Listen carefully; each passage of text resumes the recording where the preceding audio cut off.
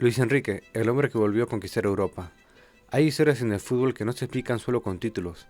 Hay carreras que se entienden por los goles, por las finales, por los equipos grandes, pero también por las decisiones difíciles, por los golpes de la vida y por la capacidad de volver a empezar. Y la historia de Luis Enrique es una de esas. Porque antes de ser el entrenador que llevó al PSG a tocar la gloria europea, antes de ganar una Champions con el Barcelona y otra etapa histórica en París, Luis Enrique fue un chico de Gijón, que se abrió camino con carácter, intensidad y una mentalidad que nunca negoció. Hoy vamos a contar la historia de Luis Enrique Martínez García, nacido en Gijón, Asturias, el 8 de mayo de 1970. Un hombre que fue un jugador de Sporting, del Real Madrid, ídolo del Barcelona, seleccionador de España y finalmente el técnico que cambió la historia del PSG. Luis Enrique nació en el norte de España, en Gijón, una ciudad de mar, trabajo y fútbol. Desde pequeño se fue formando en equipos asturianos, hasta llegar al Sporting de Gijón, el club de su tierra. No era el típico futbolista que vivía solo de la técnica. Luis Enrique tenía algo que lo diferenciaba: intensidad, despliegue físico, carácter y una forma de competir que parecía no apagarse nunca. En el Sporting empezó a mostrar ese perfil de jugador total. Podía jugar en el medio, llegar al área, caer a una banda, presionar, correr, meter goles y chocar si hacía falta. Y esa energía fue la que llamó la atención de uno de los clubes más grandes del mundo. En 1991, Luis Enrique fichó por el Real Madrid. Para muchos jugadores, llegar al Real Madrid ya es tocar el cielo, pero para Luis Enrique fue una etapa de crecimiento, aprendizaje y también de muchos conflictos internos. En el club blanco estuvo 5 temporadas, ganó títulos importantes, entre ellos la Liga 1994-95, una Copa del Rey y una Supercopa de España. También empezó a consolidarse como un jugador de élite.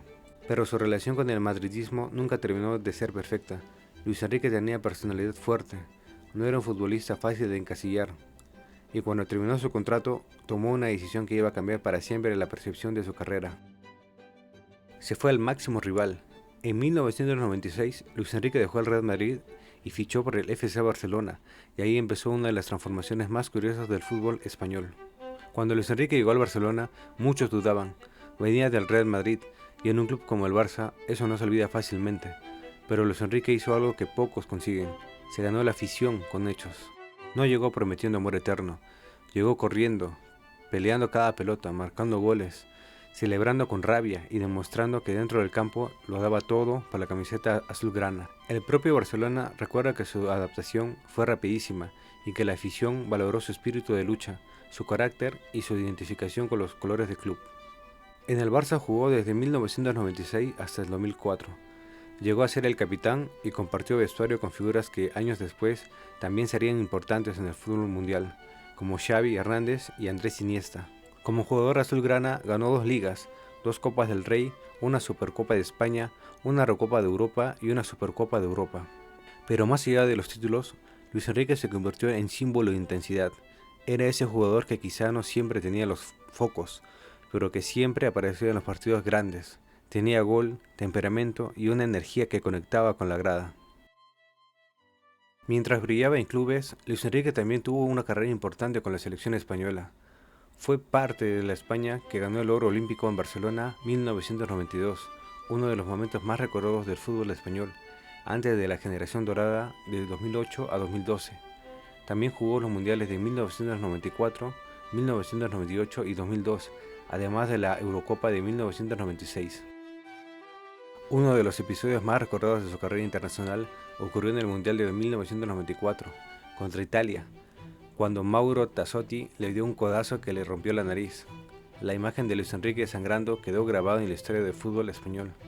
Ese episodio resume muy bien lo que era Luis Enrique como futbolista: golpeado pero de pie, dolido pero competitivo, nunca indiferente.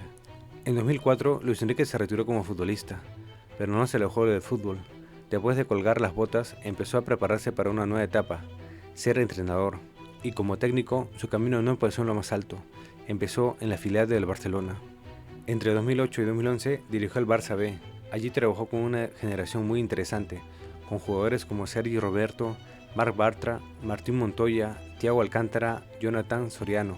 Bajo su mando, el filial logró el ascenso a Segunda División, y en la temporada 2010 a 2011 consiguió una de las mejores campañas de su historia en la categoría.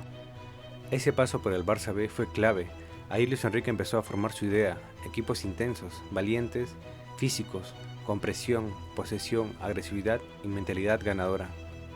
Después llegó su primera aventura grande fuera de España. En 2011, Luis Enrique fichó por la Roma. La experiencia no fue sencilla. En Italia no consiguió grandes resultados. Terminó séptimo en la Liga, cayó en la Copa Italia y también en la fase previa de la Eurocopa League. Pero esa etapa le sirvió para algo muy importante: salir del entorno Barcelona, equivocarse, aprender y entender que ser entrenador no era solo tener una idea bonita, sino saber adaptarla. Después de un año sin entrenar, volvió a España para dirigir al Celta de Vigo en la temporada 2013-2014, y ahí volvió a crecer. Con el Celta hizo una campaña sólida, terminó noveno en la liga y recibió elogios por su método, su carácter y su manera de competir. Esa temporada lo volvió a poner en el radar del Barcelona, y en el 2014 llegó el gran reto. En mayo del 2014, Luis Enrique fue nombrado entrenador del primer equipo del FC Barcelona, y su inicio no fue fácil. El Barça venía de una temporada complicada, había dudas, desgaste y una necesidad urgente de reconstruir la energía competitiva del equipo. Pero Luis Enrique tenía una ventaja enorme: sabía lo que era el Barça desde dentro, había sido jugador, capitán y referente, conocía la presión del Camp Nou y entendía que en ese club no basta con ganar, hay que ganar con personalidad.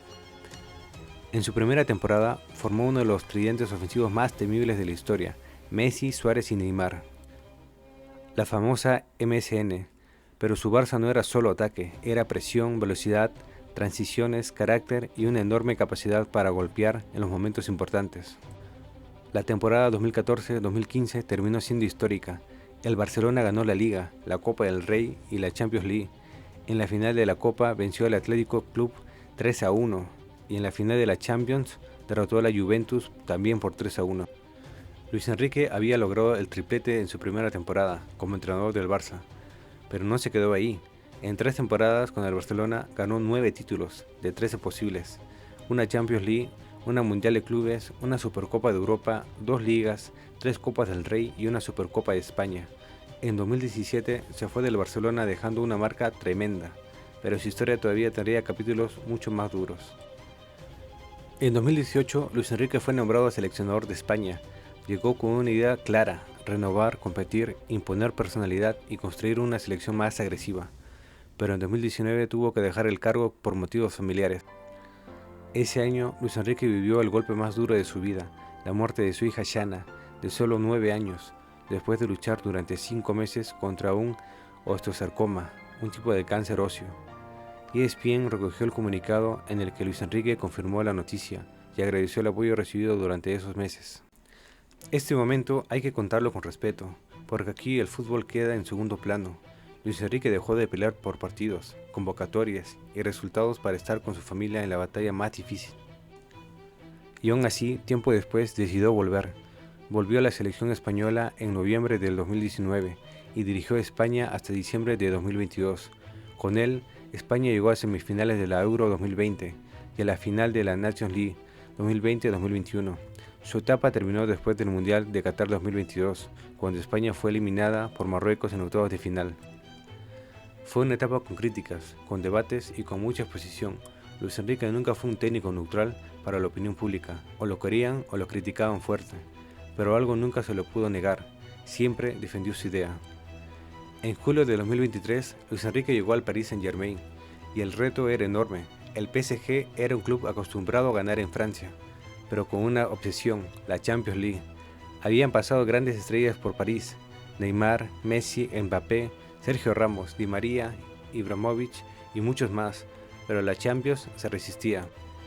Luis Enrique llegó con una idea distinta: convertir al PSG en un equipo, no solo en una colección de nombres.